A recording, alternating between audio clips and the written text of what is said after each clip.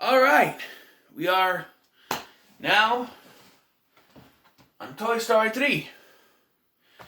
And this one, okay, I'm going to be frank for you guys. When I first watched this, the first time I ever saw this, I rented this family video. Honestly, I didn't like it. I was like, no, this isn't right. This is not the way you should have done it. No. You could have set this within the same time frame as you could have set it. You got voice actors. You could have set this a year after the second one and not have to go in this direction. But having watched this with my son when it was on Disney channels, watching it now, I do understand what they were trying to do. Because not only with Andy, but with the kids who grew up watching this, like myself, they've also grown up. So it's as much our story as it is their story. The one thing I got confused about while watching this is that the actor who plays Andy and I are very close in age. I think we're like a year apart. I'm not sure on which side. And when this came out, I was 23 years old. Which means that you can go to college at 23 years old, but I'm assuming Andy was 18, so I'm assuming this takes place in 2006-ish. But, it's alright. They do a great, trying to keep the technology decent, I guess. So, one thing I want to mention before I go on to this movie is there was two characters I forgot to mention in the last film. There was Barbie / tour guide Barbie. She's just Barbie in this one. She was voiced by Jodie Benson, which was, Little Mermaid, Ariel. And I forgot to mention Estelle Harris as Mrs. Potato Head. She is fantastic. There are bloopers in that movie where she's just putting everything into the back of Mr. Potato Head. It's funny as hell.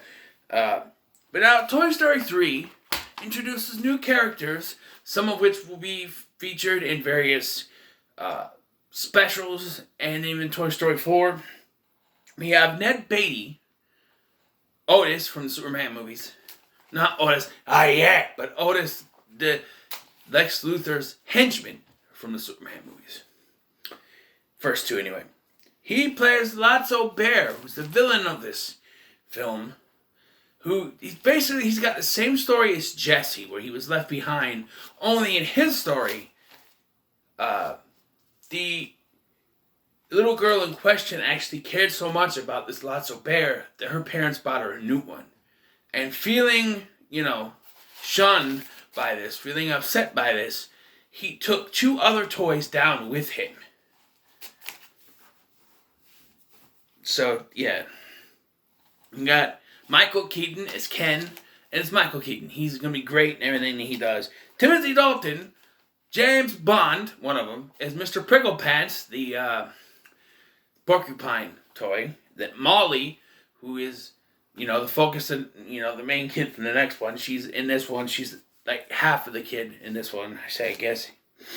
Kristen Shaw as Trixie, who is a Triceratops, a rival to Rex, Jeff Garlin, I love Jeff Garlin, I think he's funny, as Buttercup, who I believe is a horse or a unicorn. I'm not quite sure on that one. Bonnie Hunt is Dolly, as you mentioned, it's a Dolly, and Whoopi Goldberg, who plays one of Lotso's hench octopus, Stretch. And the story is, Andy is going off to college, and so his mom says that he has to pick up toys that will go to be donated to Sunnyside daycare, or ones he wants to put up in the attic and save for himself. And of course, he's going to take Woody with him to college because that's his toy, And so of course, Andy decides to put all his favorite toys, Buzz, the Potato Heads, Slinky, and Ham, all those, the 3 aliens, up in the attic. But there's a confusion, and it's actually sent to the daycare because Woody thinks that if they're put up there, they're not going to be played with, and that's his big thing. So he, if I remember correctly, I watched this, but he sends them to the daycare, and he ends up going too. And he ends up trying to escape, but then he gets to go back in because they're in trouble with Lotso Bear, stuff like that. One thing I forgot to mention is that there was a significant cast change in this one. Between Toy Stories 2 and 3, actor and comedian Jim Varney unfortunately passed away. I think it was throat cancer. He was an avid smoker. And, he's best known for being earnest, but he passed away. And so they hired actor Blake Clark, you may know as Sean's dad from Boy Meets World, or Harry from Home Improvement. Gotta ask boys like this. He's perfect for the role. And what they didn't know is that he and Jim Varney were actually close friends after starring in a movie together. So that kind of worked to their benefit, and it was kind of cool. So that's a little tidbit there. Mr. Tortilla Head. Okay, so the whole escape plan is, when a toy misbehaves, they throw it in a sandbox.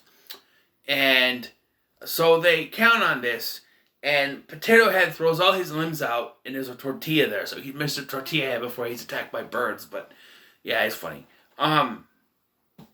So Lotso Bear kind of takes over this group. He sends them to the worst room with all the toddlers that throw things, pick their nose, throw stuff, smear stuff on them, stuff like that. While he and his group stay in the nice room, which that's the first sign that he's a villain, But he's got a whole place staked out. They're all locked away at night. And to make sure this happens, he reprograms Buzz to his factory settings. So once again, 3 movies in a row, you have a Buzz Lightyear that doesn't realize he's a toy. I'm glad they don't do this in the 4th one because I was kind of sick of this. I remember when I first watched this. Remember, I didn't like this movie the first time I watched it. And this was one of the points where I'm like, why are we doing this again? I mean, because he was unaware of what was going on in the first one, and we solved that. And then you bring in a second Buzz in the second film who's unaware of his surroundings. And now this. But they fixed that when the toys tried to fix his factory settings, they turn him to Spanish Buzz. And that makes it a little bit better. He's all Spanish, and he's got this. They do some sort of love interest thing between him and Jessie, which doesn't really go anywhere, as there's not really much focus on that in the 4th film. We'll get to that. It's one of my problems with the 4th film, but here they kind of press on it a little bit. Speaking of love interests, Bo Peep is not in this film. We find out what happened in the next one, but she's not in this one, and I do have some things to talk about when we get to the 4th one, because I feel like I need to address some stuff, but here, not much. So let's just get to the one thing that really got to me the first time I watched this, and now I appreciate it. So this whole thing was about Woody getting back to Andy, and eventually it's about Woody and all the toys getting back to Andy. Now, during this film, there's a little girl named, I said it earlier, so if you go back to that, I said it, I don't remember her name, Molly. Her name is Molly, and she basically steals Woody from the daycare and Woody sneaks back to the daycare to save his friends. And, she's playing with her and stuff. And so, because Andy, I guess, knows Molly's mom. Molly's his sister. What's her name? Molly is his sister's name. I don't know. I don't remember her name. But he decides, Woody decides to write out to donate them to the little girl. I forget her name. To her. And much like earlier, he ends up in the box again. And he ends up going with them. And it's this whole thing where he's explaining all his toys and what he did with them and stuff like that. And everything about it. And he stops with Buzz because that's the last one he thinks in there. She sees him in there and she goes, "My cowboy!" And I'm like, "No, that's not your cowboy. That's Andy's cowboy." And then when he picks it up, she's like, "Ugh." I'm like, "No, back up." This is the first time I watched it, by the way. Back up. That's not yours. And then he gives it to her. And I'm like, "What are you doing? Don't give it to her, you idiot. That's your Woody. That's Woody." That came out wrong. That's Woody. Don't give it away. But I understand now. It's about growing older. It's about making that transition. I told you that it's about Woody adjusting. He's realized that he can spread his love to more than one kid, not just Andy. And that works.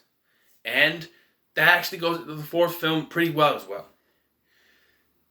When I first watched it, I'd probably give this low on a scale. But here, I think it's pretty good. I'm going to give it an 8 out of 10. I really enjoy this film. I don't know what made me not like it so much when I first watched this. But it is a very good film. These are very, very well done.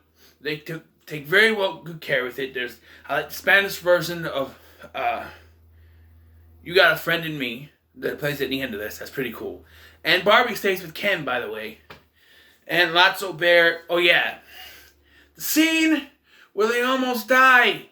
Heart-wrenching, and they don't die. Because the aliens save them. And this is the whole thing where the aliens say, "You have saved our lives. We are eternally grateful." And then Mr. Potato Head says it. "You saved our lives. We are eternally grateful." It's really funny. And Lotso Bear ends up on a garbage truck. This is cool. And Sid's a garbage man. So, yeah. So, it gets an 8 from me. What are your thoughts on Toy Story 3? Let me comment below. Like, share, and subscribe. Thank you for watching. I'm Scotty. See you in the next one.